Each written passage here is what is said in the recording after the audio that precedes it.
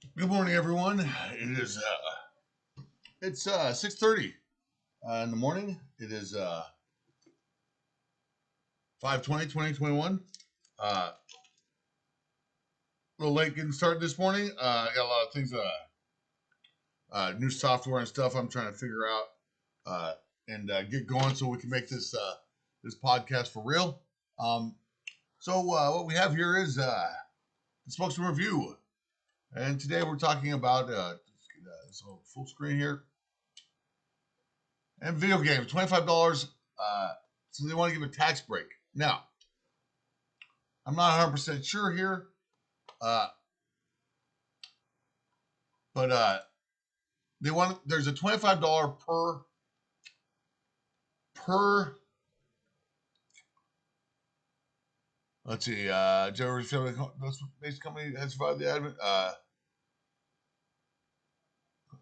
Basically, they want to remove this $25 license fee collected on amusement devices.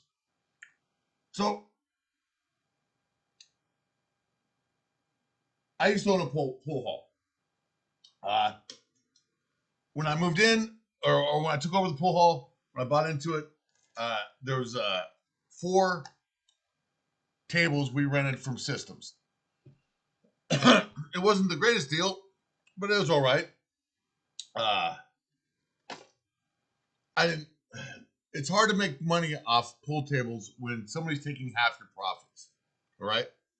So I've read a little bit of this article. I'm not for it because, for one, unless I don't know what the competition is out there, right? I don't know that Systems has any competition. All right. If you want to rent a pool table for your business, or a ping pong table, or a darts board, if you want to rent those instead of purchasing them, I don't know if there's anybody else in town to go to besides Systems. All right. Sometimes, they weren't the greatest company to deal with because what they offer is for that. Well, they'll come in, take care of the tables, make sure everything's they're level and stuff like that. But I don't know. They, like some small businesses could be. They try to nickel and dime you without putting out much effort. But that was, I'm getting old, 20 years ago. They've been around for a long time. The fact that they've been around for a long time says that they've been making money for a long time. They've been making money off Spokane for a long time. All right. So do we have any competition that is trying to get into the game of amusement rentals? Is there, and I'm not talking about an amusement company from Seattle that's already established. I'm like, who's trying, so I don't think deregulating this industry is going to promote more amusement rental agencies or businesses propping up. Have you paid for have you paid for a song in a jukebox lately? It's $1 a song, damn near. All right, 75 cents to $1 per song. Okay, that's highway robbery money. And quarter tables are 75 cents. You can't find a 50-cent pool table anymore. So Systems get half of that money. So when you think about they're providing entertainment for a business, all right, they're splitting half that profit with the business, blah, blah, blah. It's all cash. It's all change. It's all cash. If you think they're above board and they don't hide a lot of their money with the bars, you're lying to yourself. They're not the most legitimate business out there.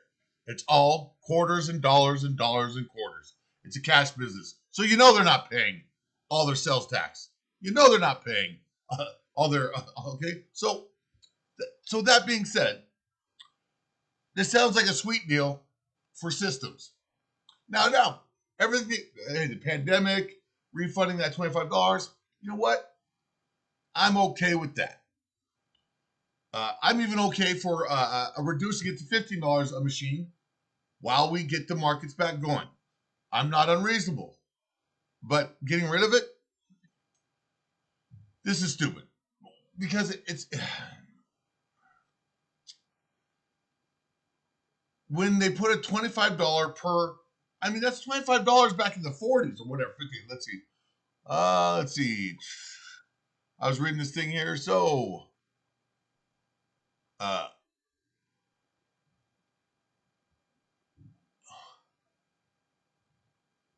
noticing the state recently waived liquor license fees, system using owner Bob Carroll asked the Spokane County March to say with the music advice. Sure, fair enough. Doesn't hurt to ask, and I don't mind that. Air hockey tables, football tables.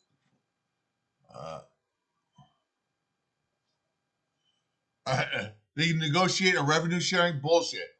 They take half. They take half of whatever change goes in that freaking machine or dollars. They take half of it. I don't know. They did back when I don't know. I was dealing with his dad, so maybe I'm wrong. Okay, the video game machine adds up to a pittance for C with nearly a pittance. Okay, so the video game machines adds up to a pittance for the city with a nearly $1 billion budget. Yeah, that's why you need to make sure we've got a $1 billion budget. That means we have politicians that are going to spend every fucking dime of that. All right? Now, if you get rid of this tax, and this is the problem. Well, what are we collecting on those machines every year? A pittance, right?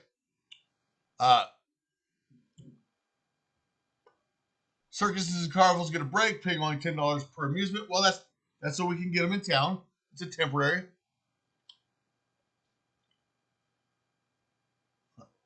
1971. This was $25 in 1960s money, and it's still $25.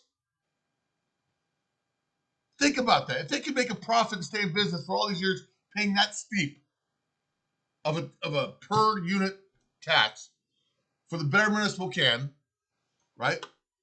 I don't know. I'm not with it. I'm usually for deregulating. I usually am. COVID deregulation for a minute while things get back going. Sure, I'm against just getting rid of the tax because entertainment's entertainment. We pay fountain taxes for our sugars and our. I'm a pool player. I like video games, but they're making so much money off us, and we're just getting some spare time. Hey, look. All right.